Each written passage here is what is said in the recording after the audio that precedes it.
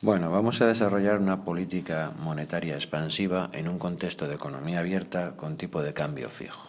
¿De acuerdo? Veremos cómo al final no tiene ningún efecto sobre la economía, pero vamos a explicar por qué pasa eso.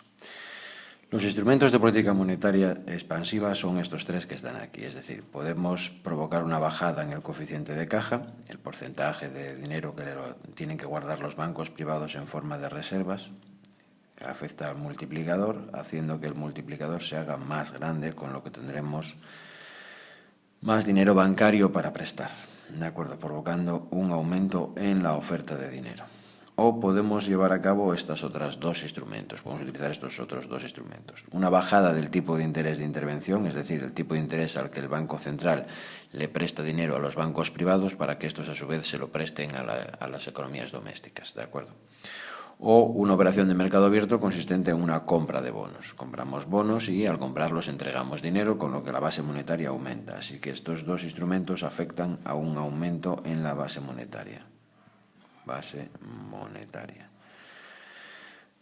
O sea, aumenta la oferta, ¿de acuerdo? En cualquiera de las situaciones, esta oferta de dinero se va a desplazar hacia la derecha, pasando de donde está a, por ejemplo, este punto que está aquí, M' partido de P.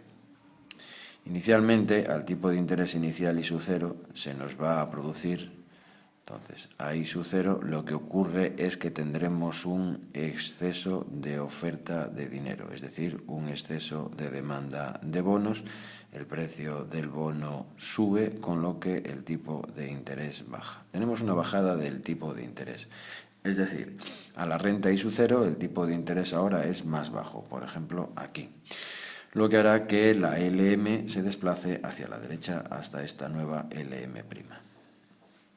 La LM representa las combinaciones de tipo de interés y renta para los que el mercado del dinero está en equilibrio. Así que, conclusión, LM abajo o LM hacia la derecha.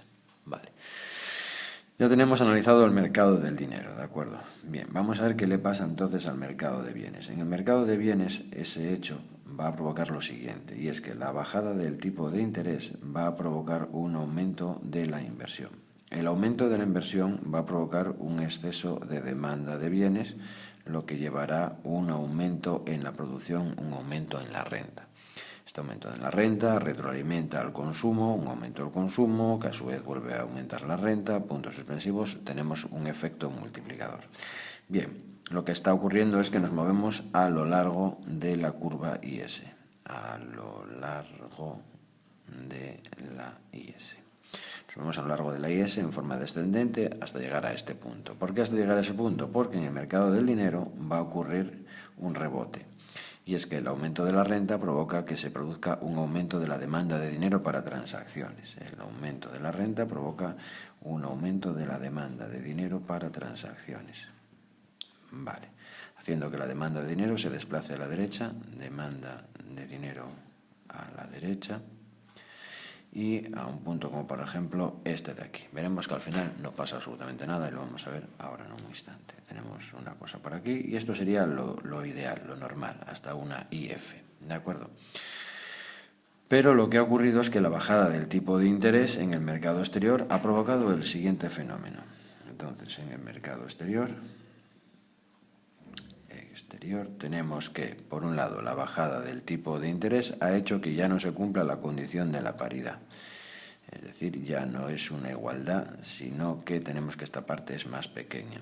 Tipo de cambio en el momento T, partido del tipo de cambio esperado en el momento T más 1. Bueno, pues ahora eso es más pequeño, haciendo que los bonos nacionales sean menos atractivos. Vale, ¿qué va a ocurrir cuando los bonos nacionales se hagan menos atractivos? Pues va a ocurrir lo siguiente, y es que el resto del mundo va a vender los bonos nacionales y va a ofrecer esos euros al Banco Central para cambiarlos por dólares. Aumenta la oferta de euros del resto del mundo. El resto del mundo le ofrece los euros que ha recuperado por la venta de los bonos al Banco Central y dice, quiero cambiarlos por dólares.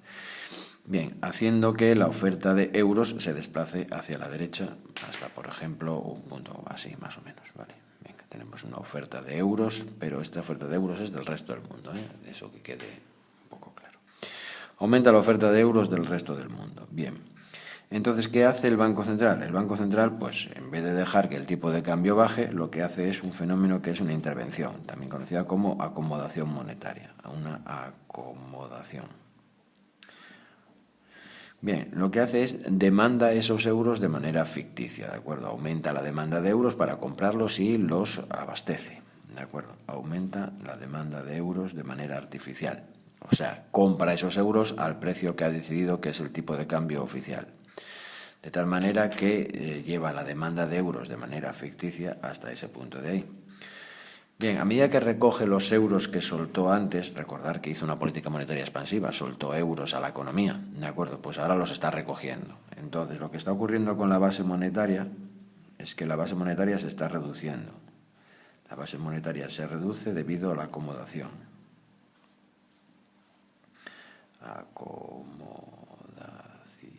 Vale, la base monetaria se reduce debido a la acomodación, lo que hace que volvamos al punto inicial. Volvemos al punto inicial. La LM vuelve a su punto inicial, primero bajó para ahora ponerse a subir otra vez. Primero bajó y ahora sube hasta su posición inicial, todo vuelve a su sitio y aquí no ha pasado nada. Conclusión, todo sigue igual. Todo sigue igual.